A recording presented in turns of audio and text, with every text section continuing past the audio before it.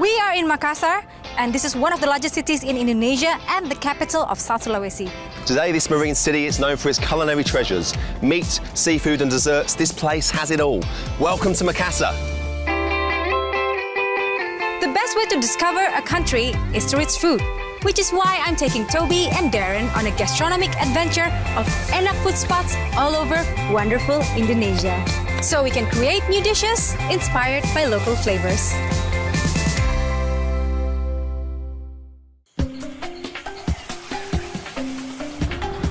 Getting to Makassar is easy. There are many direct flights from major cities in Indonesia and also direct flights from Singapore and Kuala Lumpur. During the 14th century, Makassar was a major port for merchants to trade valuables such as textiles, gold and silk for spices. Makassar was eventually conquered by the Dutch in 1667. They captured the city's iconic Fort Ujung Pandang, rebuilt it in Dutch style and renamed it Fort Rotterdam. Because of the Dutch stronghold here, the intertwining of culture is evident in terms of Makassar language, architecture, and of course, food. We're going to start our journey of Makassar by exploring the very essence of the Dutch presence here in this marine city right here in Fort Rotterdam. We're going to meet up with a very interesting man named Dodo the Pen Man, who's going to show us both around.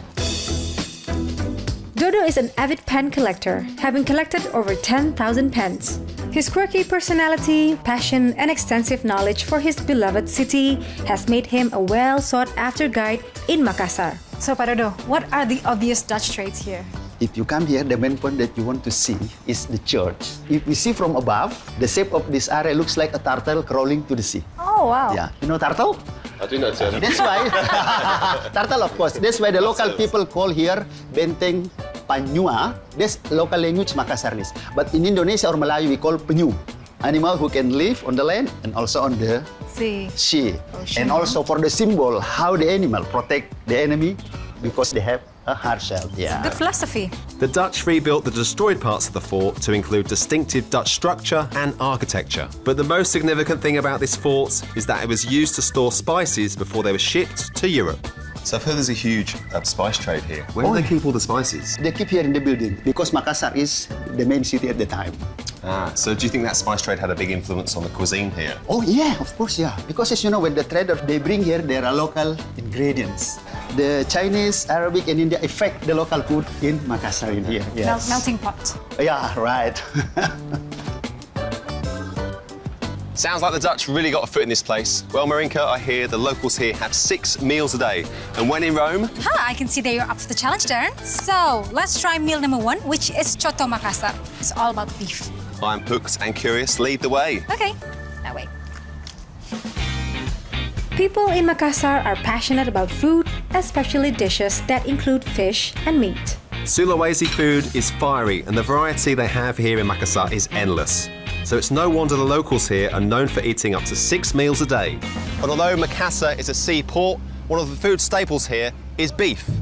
And if you haven't tried Coto Makassar, then you haven't experienced Makassar to its fullest. Coto Makassar is a famous local stew consisting of beef and innards such as liver, lung, and tripe. And like this wonderful city, it too has a rich history. Some say Coto Makassar was influenced by Middle Eastern merchants, as evident in the use of spices. Others say it was the Chinese merchants who brought it in, since Coto Makassar is consumed with tochu, a famous ingredient in Chinese cuisine. Regardless of its origin, it is now a proud local favorite. We are going to the famous Warung Coto Nusantara, which has been around for 30 years, to meet Ibu Haja. The locals claim that the Coto Makassar is best here because it's cooked over a wood stove. Di sini kan saya lihat ramai banget nih. Dalam satu hari bisa keluar berapa porsi itu, Ibu? Kurang lebih 500 porsi. Busy. I know, right? And so is this dish difficult to cook? And is it at all possible? Can you please show me how to cook it? Pertama, serai dan laos digoreng. Masukkan bawang putih. So what makes Coto Makassar different is peanut sauce. Okay. Masukkan bumbu-bumbunya, merica, ketumbar, dan santan. Oke, selanjutnya apa, Ibu? Telur campur air beras. Oh, okay. Yeah. To thicken the soup, she used whole eggs and rice water as a thickening agent. Ya. Boleh aduk ya?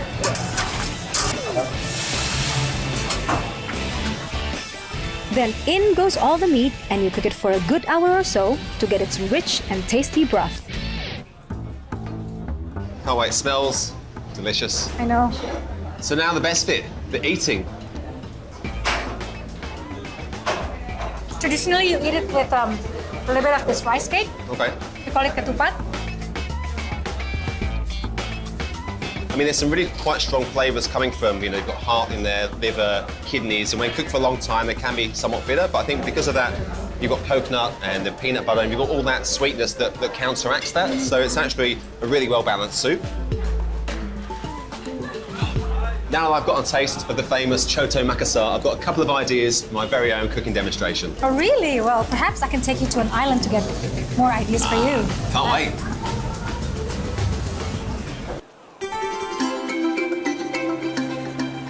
Only 7 kilometers away from the mainland is the beautiful tiny oval-shaped island called Samalona Island.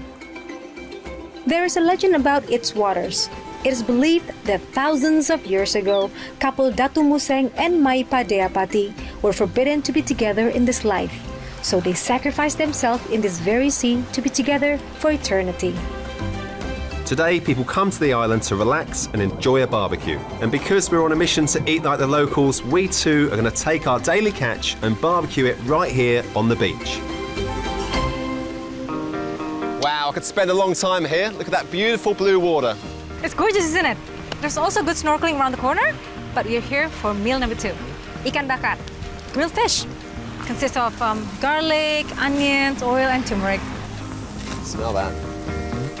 Ikan bakar, or grilled fish, may not be unique to Samalona Island, but plucked from the sea and grilled to smoky, sweet flesh perfection, it's especially good here. Wow. Nice. Looks perfect. I'm hungry now. Smell that. So am I. Let's eat.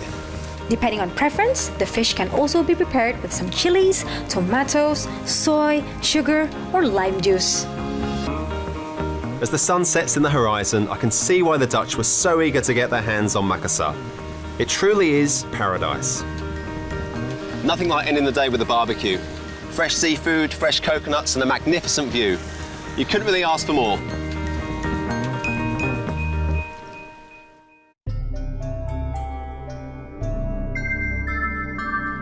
Makassar was a thriving seaport in the past where merchant vessels used to trade their goods for spice.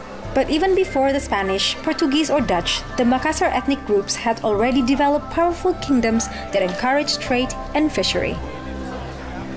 One cannot avoid coming to a seafood market when you're in a marine city like Makassar. This is the very popular Rajawali market. Fish is sold here around 6 or 7 in the morning and later at 3 in the afternoon. The catch varies from totak tuna, squid and teri to flying fish roe. And because it all caters to smaller fishing boats, you sometimes get a better deal. And the catch of the day is bolu fish, or what we call usually as bandeng. And this is used a lot in a lot of Makassar dishes, especially ikan palumara, and it's very influenced by the Portuguese. Let me guess, this is our next stop for dish 3? That's right. Palumara ikan is a dish native to Makassar and is prepared with garlic, shallots, lemongrass, the bolu fish, tamarind water, brown sugar, turmeric, and chili. So Darren, this is a very simple dish. Yellow fish broth with the fish that usually bolu fish.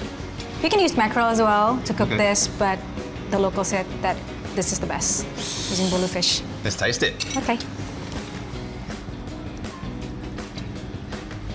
Cool, it's quite viscous in consistency. It's fairly mild. Really? Yeah, I think it's like nice and, like it's not super spicy or like doesn't blow your head off, despite the fact there are whole chilies floating on top, but it's quite deceiving. I think it's really quite mild. There's a lot of acid, it's kind of a bit sour. I quite like that, it's really refreshing, especially in this heat, but it isn't at all. Oh, you have to try this too. Ah, okay. It's the melinjo crackers. So these are from seeds that are pound until really flatten and deep fried. Really good. It's good, huh? Delicious. You like it? Okay. I can take you to this Pusat Ole Ole, which is a souvenir place at Sumba Opo Street. Okay. Yeah? First, we finish the soup. I came, I ate, I conquered. And that was dish number 3. Only 3 more to go.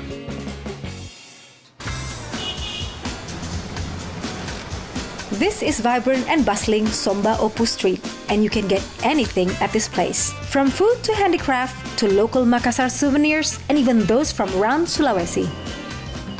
Over here, you're exposed to the world and culture beyond Makassar city, one of which is the Toraja people.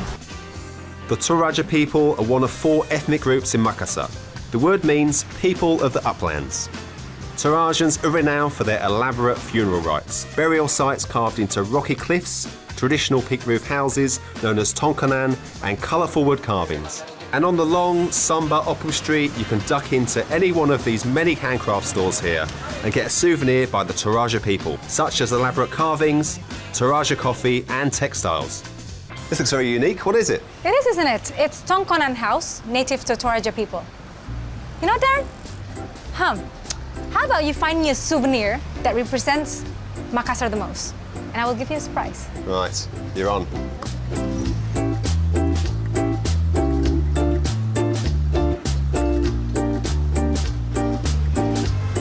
Marinka, a gift. Oh, okay. Carving of Toraja people. Very nice.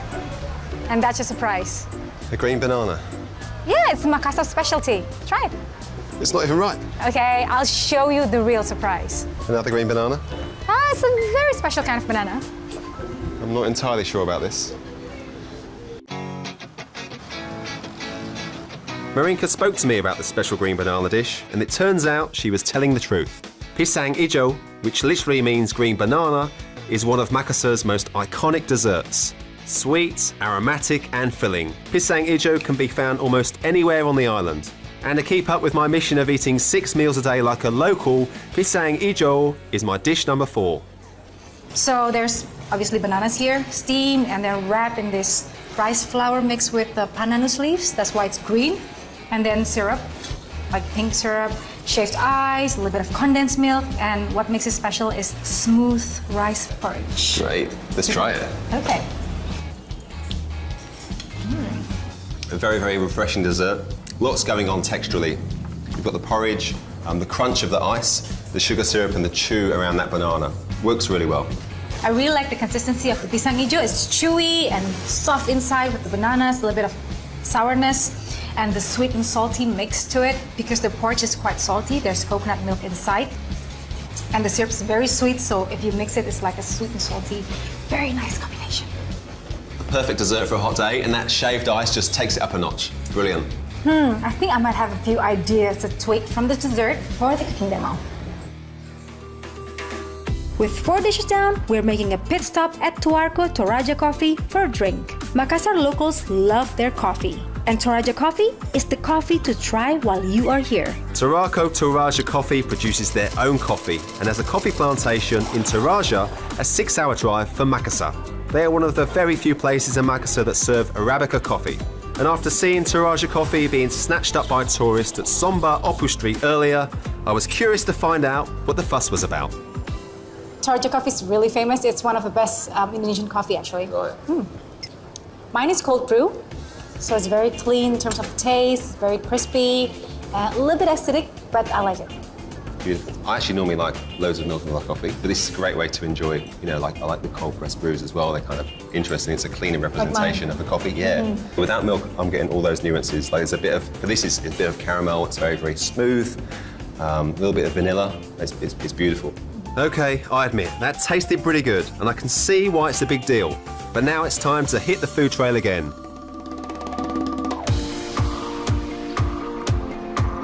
So to hit our target of 6 meals in one day, we need to try 2 more dishes. Okay, we've tried Coto Makassar, es pisang hijau, grilled fish, and ikan palumara. I reckon we should try sop konro, which is beef rib soup. Can't wait. Let's try it. Sop konro is a beef rib soup.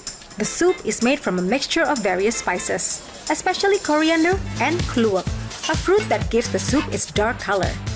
These days, a new version with grilled ribs has been introduced called soup konro bakar. Looks nice, huh? Beautiful.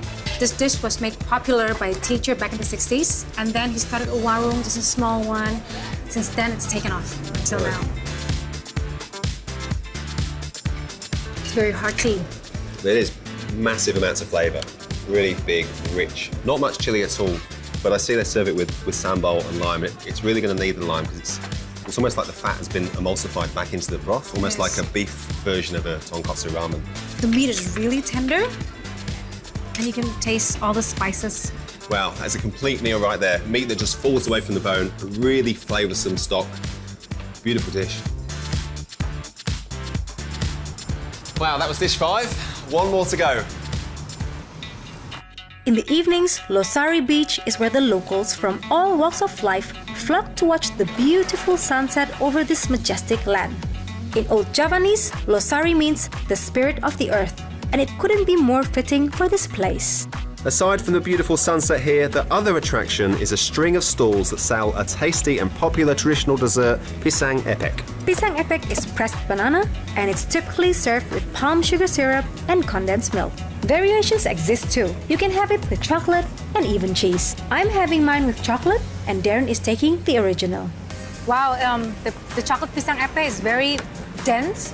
It's a bit chewy as well, but I like the chocolate thing here because it's sour and there's a little bit of sweetness from the chocolate. I've got the original.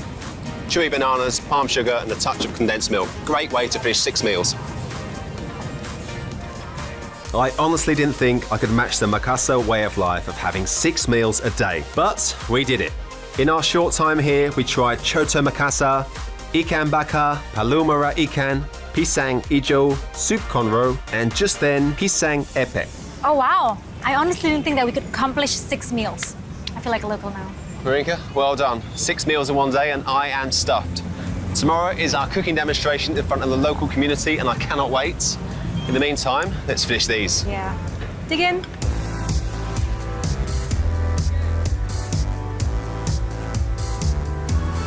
Beautiful.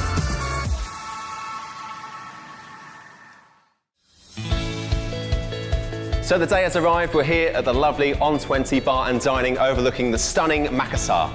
And today we're joined by the local community who could share this experience with us. And the 2 dishes that we are going to remake are the Choto Makassar and Pisang Ijo. I'm taking on the local favourite dish, Choto Makassar. I'm going to simplify things somewhat by introducing beef stock and making a beautiful meatball, making it relevant, tasty and accessible for the home cook. I'm going to change it into a tiny little piece of Pisang Ijo, and also I'm going to add texture like jackfruit and sago pearls. Let's get cooking. Okay, let's start now. First, I'm going to blend the pandan leaves and the suji leaves. Great colour. Now I'm going to ask you to cut it. Baby banana. Baby bananas. Okay. I'm going to make the skin. Rice flour over here, and a little bit of salt, sugar. Put this just little by little. Coconut milk. Suji is quite strong in terms of the color. So you happy with the bananas, Jeffy? Perfect. So it's looking really silky smooth now. We're going to put the banana inside it. One baby green banana. I'm proud of you. Very proud of you. This on top. We'll wait for about 15 minutes. Now we're going to make the rice porridge. Coconut milk, water, salt, sugar, a little bit of pandan leaves. Come up to the boil now. Add a little bit of rice flour now, and make sure you whisk it. Sweet and salty. Lovely. Delicious. Let's check our pisang ijo. Okay, it's time to plate my dessert now. Look at that. Nice. Very pretty. Pisang ijo. Okay, so I am going to try to recreate Choto Makassar. First of all, meatballs. Some ground mince, straight in, oxtail. So I'm going to season it with salt, nutmeg, some white pepper, some of this coriander seeds, egg white, like this little guy. Okay. Vegetable oil, galangal, lemongrass, minced garlic, spices, break that up. We've got coconut milk and egg. So I'm going to add these together. I'm just going to add this to our pan. 2 more steps to go. First of all, rice water. Leave it to steep so the starch comes out, which will give the soup a bit more body. Great. Give that a little stir. And then finally, beef stock in. Cook that down about 4 to 5 minutes. Whilst this is coming up to the boil, we're going to cook our meatballs. I'm now going to pop this stock onto our meatballs. Turn the heat off now. That's cooked enough. Plating time. A very, very simple garnish, but just something to give it a little bit of colour, a bit more heat and freshness. Lovely. Okay guys, come on up and have a taste.